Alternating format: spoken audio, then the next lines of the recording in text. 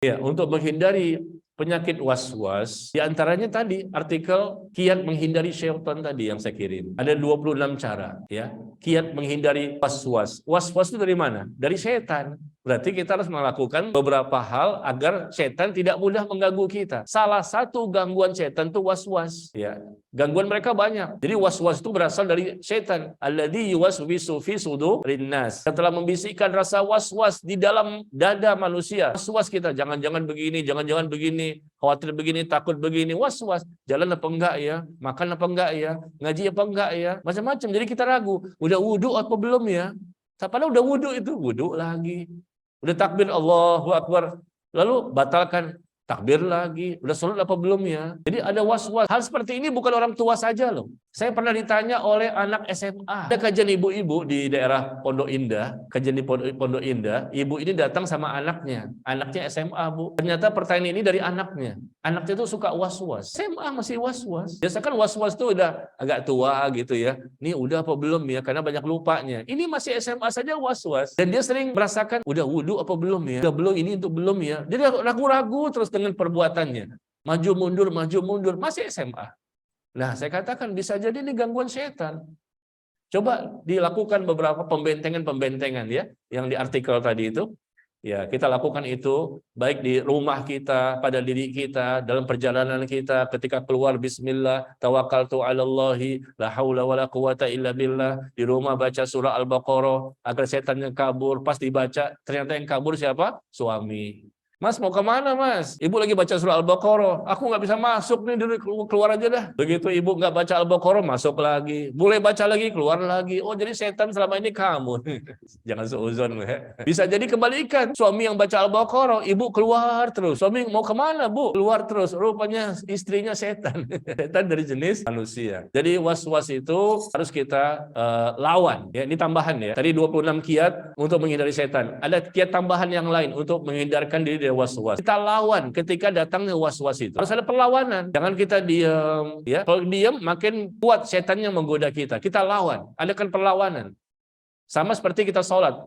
Kita sholat kan ada bisikan kita dibawa kemana-mana ceritanya ya, jadi nggak khusyuk, nggak konsentrasi. Nah kita lawan itu. Kalau kita nggak lawan, udah akhirnya asyik ya, ceritanya kemana, ke langit, kemana, cerita tuh ngikut. Kita nggak paham tuh apa yang dibaca oleh imam. Dan kita baca sendiri juga banyak-banyak lupanya. Karena kita mengikuti bisikan-bisikan tadi. Tapi kalau kita lawan, sama seperti ikhlas dan riya. Mungkin awalnya ikhlas, Allahu Akbar, tiba-tiba di pertengahan sholat timbul riya.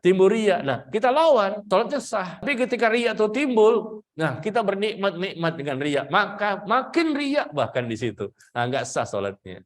Tiba-tiba mertua lewat, ibu bacanya qul huwallahu ahad, mertua lewat langsung alif lam mim. Ada apa ini? Kok bisa pindah suratnya, jangan lompat ke Al-Baqarah? Ya, niatnya memang ingin dipuji, ya udah nggak selesai dah, nggak ada pahala di situ. Jadi ketika datang perasaan was-was itu, lawan. Ada perlawanan, dan kita berlindung kepada Allah, segera mengucapkan ta'awudz. A'udzubillahi minasyaitonir rajim. Baca zikir pagi petang. Ya, baca Al-Ikhlas, Al-Falaq, An-Nas, Ayat Kursi ketika selesai sholat. Baca juga doa-doa sebelum tidur, ya. Dan yang lain-lainnya. Selalu dalam kondisi berwudu. Upayakan kita berwudu, terutama ketika akan tidur. Karena setan itu mengganggu kita 24 jam. Kita tidur pun diganggu. Nggak nyenyak tidur kita. Diganggu cerita-cerita yang serem-serem, yang menakutkan. Ya Rasul mengajarkan kita berwudu sebelum tidur, maka malaikat pun akan menjaga kita. Ya. Dan ketika tidak tidur seperti ini, maka upayakan kita dalam kondisi berwudu, batal wudu lagi. Meskipun lagi haid. Ya, tetap saja kita berwudu. Wudu ini bukan untuk sholat, tapi wudu untuk membentengi diri kita agar jangan mudah diganggu sama syaitan, ya. Jadi ada perlawanan. Kemudian tambahan berikutnya untuk menghindarkan penyakit was-was ini adalah kita yakinkan diri kita dengan apa yang kita yakini. Saya yakin sudah wudu kok, tapi kok ada perasaan was, kayaknya belum wudu deh tadi. Atau mungkin batal apa enggak ya? Batal apa enggak ya? Kentut apa enggak ya? Kalau kentut, itu bisa dibuktikan dengan bau dan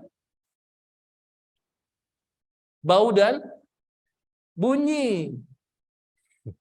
Ibu punya bau spesial. Yang ibu tahu sendiri baunya seperti apa. Iya kan? Yang tahu biasanya suami itu, ini baunya khusus nih, spesial. Orang lain nggak kayak gini nih, ya. Satu rumah, Masya Allah.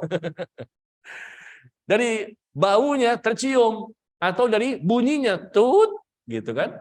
Nah itu untuk memastikan, meyakinkan bahwa kita kentut apa enggak ya, kentut apa enggak. Kata Nabi, jangan timbulkan was-was itu. Tapi yakinkan dirimu dengan adanya dua bukti, adanya bau dan bunyi tadi. Ketika memang baunya ada, bunyinya ada, maka batal wudhunya. Selama bau tidak ada, bunyinya tidak ada, maka wudhunya sah, tidak batal. Itu cuma was-was saja. Ada loh, ikhwan dan akhwat yang begitu sampai hari ini, mereka masih was-was. Termasuk di dekat rumah saya itu, ikhwannya sudah 40 tahun lebih, hampir 50 tahun.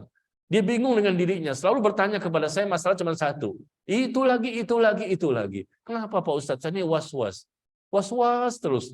Kayaknya kentut, kayaknya kentut. Ya, coba saja saya katakan dua ini ada enggak? Bau dan bunyi ada enggak? Tapi selalu dia masih was-was. Mungkin dia belum mantapkan dia pembentengan dirinya. Kan banyak, bukan itu saja caranya kan? Masih puluhan cara. Ini salah satu gangguan setan, bukan satu-satunya. Salah satunya adalah menimbulkan was-was. Dan orang seperti ini akhirnya nggak bisa tenang, ya, hatinya galau, gelisah, bingung, ya. Maka berlindunglah kepada Allah. Dan kemudian untuk menghilangkan was-was ini dengan cara dia harus berilmu. Datang ke majelis ilmu, datang ke majelis taklim, dia belajar, mendekatkan diri kepada Allah. Banyak cara untuk menghindarkan penyakit was-was.